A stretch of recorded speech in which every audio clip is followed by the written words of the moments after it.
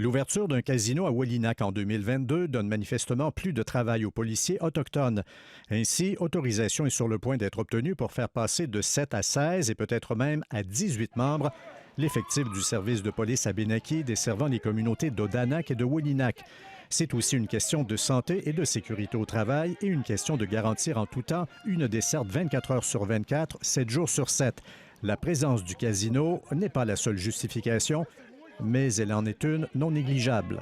Ça fait des pressions sur les effectifs policiers, notamment sur les enquêtes. Il y a beaucoup de dossiers d'enquête, puis il y a des enquêtes présentement qui tardent parce qu'on est dans manque d'effectifs. On n'a seulement qu'un enquêteur. Mais avec la nouvelle structure, on pourrait mettre en place au moins 2 enquêteurs en poste. C'est sûr que le casino a l'œil sur ses clients, puis quand il voit quelqu'un qui est un peu éméché puis qui s'en va, il ne laisse pas partir. Le conseil de bande de Wolinak est tout à fait favorable à l'accroissement des effectifs policiers, mais considère que le casino auquel il est associé a le dos un peu trop large. C'est de la criminalité reliée au casino comme tel.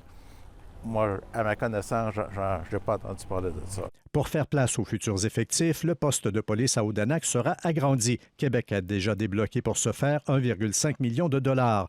Un poste satellite sera en plus construit à Wolinak et d'ici là, c'est une roulotte de chantier qui en tiendra lieu.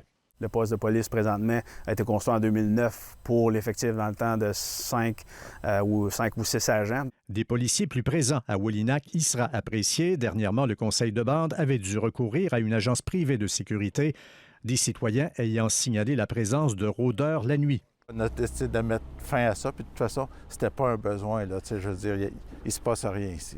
Pour équiper ses futurs policiers, la communauté abénaquise pourra compter sur une aide d'1 million de dollars du gouvernement fédéral qui lui permettra aussi de moderniser des éléments du matériel dont dispose sa force. Le casino a préféré ne pas commenter les ajouts de policiers. En vouloir plus est une chose, mais le conseil de bande est bien conscient qu'en contexte de pénurie de main-d'œuvre, en recruter sera un bon défi. Ici Louis Cloutier, Radio-Canada, Wolinak.